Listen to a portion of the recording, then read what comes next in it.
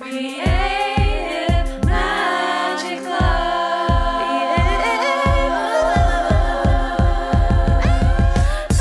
What's up? This is Sarah Mack and welcome to Creative Magic Club. Together, we'll discover inspirational stories of creative entrepreneurs living out their dreams, doing the work they are most passionate about, and building wealth in magical and fun ways.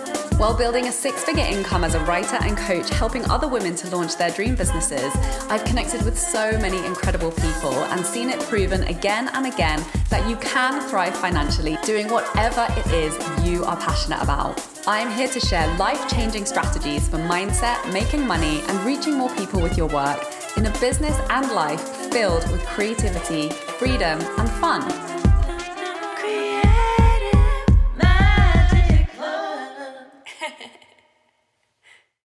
Hi everyone, welcome to Creative Magic Club. I'm so excited to introduce my guest for today, Nicole Santer, who is a business alignment and integration mentor. She helps clients to strategically work on their business instead of feeling lost in it. She empowers women to create a life and business on their terms while managing their energy, their happiness, and their fulfillment. Her mission is to help women take back their time and find financial freedom doing work that they genuinely love. Hi, Nicole. Thank you so much for joining us today. Thank you for having me. I'm super excited to be here. Yay. So I would love to kick this conversation off with you telling us a little bit about your story and how you ended up doing the work that you do today.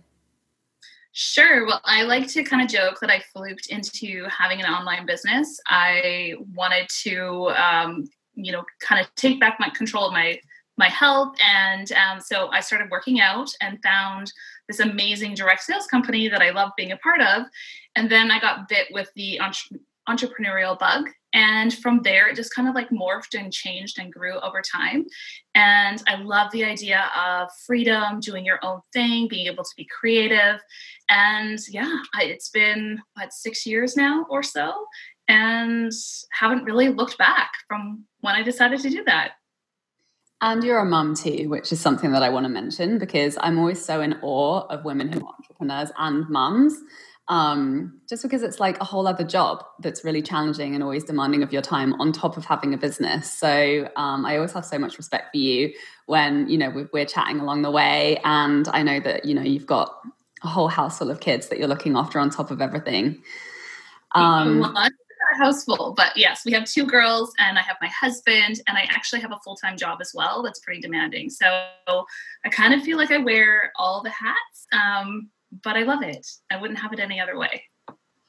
And so what is it about your journey that you're particularly passionate about talking about? Because, some of the topics that you think are just the most valuable to be sharing with other entrepreneurs who are either on the journey or thinking about stepping into it, particularly around energy management. Yes. So I think what's really heavy on my heart is just the whole idea of burnout and having to hustle. And I think we see it, we're inundated and bombarded. I know we've talked about this a lot around, having the feeling or this need that's so ingrained in us to do more, to hustle, to like push and push and push to hit these goals that we set for ourselves, which is great. Everyone should have amazing goals, but we can get there easily and almost effortlessly. So I do the work that I do because I've had to learn this lesson a couple of times. I was a slow learner with it. It was a practice, but I got to the point where I was burning myself out. I was launching so many different offers. I was changing and pivoting my business time and time and time again. And it was just, like you said, I have so many things with kids and job and a business that it was burning me out. So I pretty much, I worked to the point where I joke that I broke my business, but it was the best thing that ever happened to me because I was able to hit that reset button and realize that, the results and everything that I was working so hard for, it didn't have to be all encompassing. Like the results didn't determine my worthiness as a person. I could do and have a successful business while still taking care of myself and being present as a mom and being with my family. So I think that's just something that we really need to work on reprogramming within the entrepreneurial space specifically. Yeah. And you know what? It's really inspired me listening to you and other entrepreneurs who I know who do have jobs and a family and a business, because it really, it gave me some perspective on my own business. And I was like, that's always been a desire that's been coming through me in my business, and an intention that I set out with in the beginning was to obviously have a business that gave me freedom in my life, that didn't take up all of my time, obviously coming from film production, which, I was working like 18, 20-hour days. And I really felt like I was very time poor when I was working on set and in production jobs, because I was just required to be available for all of my entire day. There was no space around it for anything else that I wanted to do.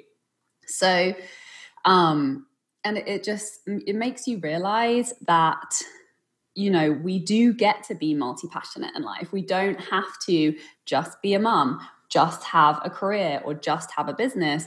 There is a way for us to be able to do all of those things. And I think actually giving ourselves permission to have everything and do all of the things that we want and that we enjoy, I mean, obviously it requires for us to shift into a different mindset. It also requires for us to acknowledge that we're capable of it, and that it doesn't have to be hard at the same time. And actually, I found sometimes when I give myself less time in my business because I take on other projects, or, there's just more going on in my personal life, I'm way more productive. I often produce way better results because I'm not just like allowing the tasks to expand into the entire day, which, does happen if I do like shelve everything and get super focused on my goals.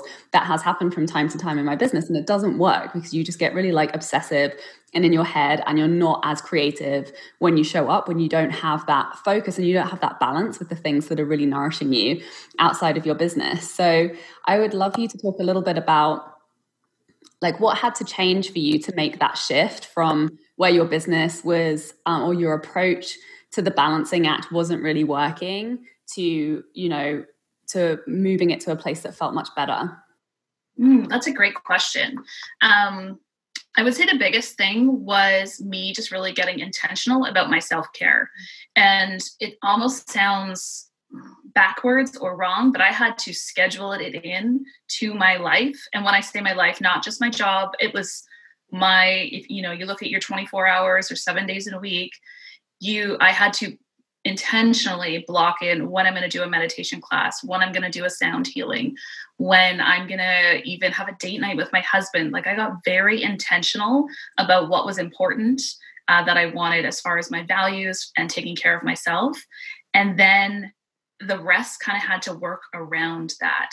Whereas in the past, I would make everything else in my life fit into my corporate job. There wasn't a lot of flexibility with that, but with my business, it would expand and creep into all areas. And I learned the hard way how to tweak and adjust really the scheduling. So think about what's important to you. Yes, your business can be, but why are you doing the business? It's not because you just want that. You want to have your husband or your partner to celebrate with, and your kids to be able to go on a vacation. So taking care of those things and having those priorities was a big shift for me. Yeah, this is was life-changing. I mean, it comes up again and again and again with like all the entrepreneurs that I talk to, a lot of my clients, and also with myself, is that like, as somebody put it really well the other day, I can't remember who it was. It was like, don't seek your life fulfillment from your business, because your business is your work. It's your way of being of service. It's your way of, creating the abundance for the opportunities that you want to experience in life.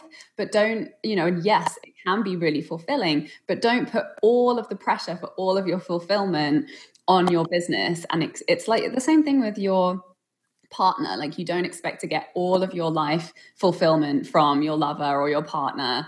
That's not their job. They have a piece that they, that they fulfill in your life. So does your business. But it's really important to be consistently nurturing all of the other things that bring you joy, and your relationships, and, your hobbies, and your living, and your adventuring, and of course your health. And I've always seen, whenever, for example, like I've been under financial pressure because of like moving or immigration, or, something out of the blue comes up, suddenly that puts pressure on my business to start producing more money. And it's always in those times that I would get contracted and stressed, and my business would just like, the valve would like close up and just start shrinking, because I was coming from a place of pressure rather than a place of creativity and flow. And then any times when I look back historically, the times where I've been living the most and just doing what I loved and, having adventures, working on my creative projects and being in that creative energy, then that's been the times that my business has flourished, even though I've been like super busy outside of my business. So there's definitely, it's just that energy management piece. And I think, and I've been in the same boat too, where I'm like, must schedule self-care, like must make sure it gets done. And it's crazy how like it can be such a challenge, and we'll just push it off and be like, oh, I just have to finish this thing, or I'm just going to write these emails, and then I've got to do this laundry, and then I've got to cook this food, and I'll just like skip my bath tonight. But like you really do have to make sure that you're taking care of you and your vehicle first, because as soon as that like energy valve starts to close, everything closes up. You contract, and you're just unable to receive any of the the fruits of the work that you're putting out. And it's that switching from being, I think, action oriented and thinking that action is the thing that creates the results to, I guess, more like creativity oriented, would you say? Yeah, I like to think of it as aligned action. So you can take a step away from your business and be inspired. You're out for a walk and you get an idea you're reflecting and thinking about something that you've gone through, or looking back at a piece of your journey, a part of your journey, and thinking, oh, I wish I would have known that. I want to help and serve others by sharing this little tidbit. So like unplugging, taking that time away, reconnecting, and like tuning into your own voice, I think, is the biggest thing, instead of like the noise and consuming from others. And yeah, it's one of those things, like you have to almost, like you were saying, you have to stumble, you struggle with it, and then you get back on track. Now I'm at a point where I don't have to schedule in my self-care. It's just part of my practice. But I have to check in and be aware, like, oh, how am I feeling today? What do I need right now? Am I on track with this, or am I feeling a little disconnected from my kids? Do we need to have, a phones down movie night, or go to the park, or really, really doing that check-in to manage your energy, just to maintain it. But hopefully people don't do the burnout part.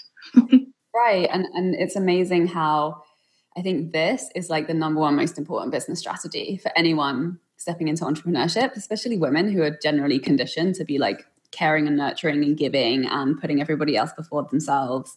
And I remember one of the first business coaches that I worked with, she would talk a lot about like exactly what you said, checking in and being like, where are the other areas of my life that are calling for my attention? And actually, I'm now remembering even one of the first business courses I took before then, the first module was like, go to the dentist, schedule a checkup with your doctor, clean out your closet, clean out your fridge. And it's really about creating a space where you can receive what it is that you desire. And when you're ignoring your body, when you're ignoring your relationships, like you bet all that shit's going to come back around and affect you and, be draining your energy, or just be leaking into the way that you're showing up in your business, like you say, and affecting whether or not it's an aligned action or whether it's coming from a place that isn't completely aligned. And it's like taking care of all of those little areas of our life that creates that holistic space that allows things to flow so much more naturally and enable you to move out of that need to push. Being able to like lean back into the feminine and like receive and know that you're taken care of and everything's all right. And I think and this is something I struggled with as well, is I put so much of my worthiness as a person, as a human being, on how my business was doing, on the results and what was happening. And so I was looking for that external validation, and whether it's income or comments or likes on a post, whatever it is, we can put that pressure on it. And then, like you said, like the harder we try and squeeze and just push, the less likely we are to get the results that we want. And so it's like this cycle. You're like, I'm just going to do more and more and more, and then hopefully I'll get the result that I'm looking for, but you're just burning yourself out. So it's so counterintuitive, but like hitting that pause button and taking that step back whenever we feel like we're getting into that vicious cycle would be the best advice. And I love that. I've taken so many masterminds and training programs, and no one's ever really talked about that. It was me getting to that point. So those are really good courses to include and to think about. Yeah. And it's like the thing just that speaks from experience, right? You don't know it until you've been through it, until you face those challenges. Because a lot of the time, I hear that people are like resistant to doing the mindset work or whatever. I mean, none of my clients, because that's pretty much the main thing that I teach. But so that they know that they're ready for that by the time they come and work with me. But, a lot of the time we'll be like, why do I need to book an appointment with a dentist? I just want to make some sales, but it's through the trying everything and it not working because you're resisting something, wherever it is that you're self-sabotaging, where you're ignoring, or like you haven't, there's some cobwebs that you haven't cleaned up that need to be attended to. Like there's a very good reason usually why we haven't, because we've been resisting it for a reason, because it's particularly uncomfortable for us. And that's why I love how business really is this like this spiritual evolution, because especially when you are your business and you're doing work that's so personal to you and your message is so personal to you, that it's like everything comes through. Like you have to be completely transparent and, really authentic and aligned and in integrity with who you are. Otherwise, it's just not going to work when you're a coach and you're really, your job is to practice what you're preaching and to lead the way for others and to really embody what it is that you're teaching. So it can be challenging at times. And I think that's the main reason why people burn out, is because they're resisting doing the deep work and getting honest with themselves. And which is crazy, because a lot of the time when you make those changes, it's like it just gets so much easier. Right. Yeah. And I almost feel like people make it to be this, they make it harder and scarier and bigger in their head before they actually start doing the work. But if you're guided by somebody who can help you and shine light on things and give you the tools to work through any of those roadblocks or challenges that come up, it feels so good. Like you said, on the other side, like it just feels, it's kind of like, I like to joke about it, like you're watching The Wizard of Oz, right? The first half of the movie is in black and white, and that's what so many people are living when they're in this resistance and fear and hiding back from who they are. And then all of a sudden you do the work, and yeah, it's not always easy, but you end up with like a color movie at the end, and life is just so much more fulfilling. So I know that's kind of cliche and kind of cheesy, but I truly feel that's how it's been for me. So I don't know if that's how your journey unfolded, but yeah, totally. Like it gets better and better and better. The more mindset work you do, the better it gets. Like it's really that simple. And it's also crazy when you think about it, because it's like all you're being asked to do is take better care of yourself. Like we shouldn't be resisting it that hard. Like just be nice to yourself, like do things that make you feel good. It shouldn't be such a hard sell. So it's funny that we resist it. And I really loved what you shared the other day. There was a post you shared about how you kind of had to have that conversation with your kids about really putting boundaries up for your self-care, because your daughter was like grabbing onto your leg and screaming when you were trying to go to a yoga class. And I was like, oh my God, that sounds really intense. Like I know, like taking a stand for your self-care as a mom must be a whole other conversation. And I really loved what you said about how you just had that conversation with her. So just tell me a little bit about that. Like how long did it take you to get to that point where you're like, no, I'm going to take a stand for taking care of myself and figuring out how to navigate that with your kids? So the best thing for me was if I booked in and scheduled something and actually paid to go to the healing or the session, whatever I was going to do, because then I felt like this commitment. Whereas if it's me going to go meditate downstairs, that's easier to blow off. But if it's an actual commitment, I felt that external obligation to show up. So I just did it. And my husband supported me 100%. And yeah, my youngest, it was more in the summertime, but I remember many times she'd be bawling, saying, Mommy, don't leave, and leg locked onto me. And she got used to me leaving. And so it was just practice over time, I guess. And we sat down and we had a conversation where I promised her that if I was going to a healing session, I would tell her what I learned, or I was doing spiritual development classes at the time as well. And so I would come home and teach her like what I learned with cards or the crystals or whatever we kind of did. So she felt like she was sort of part of it.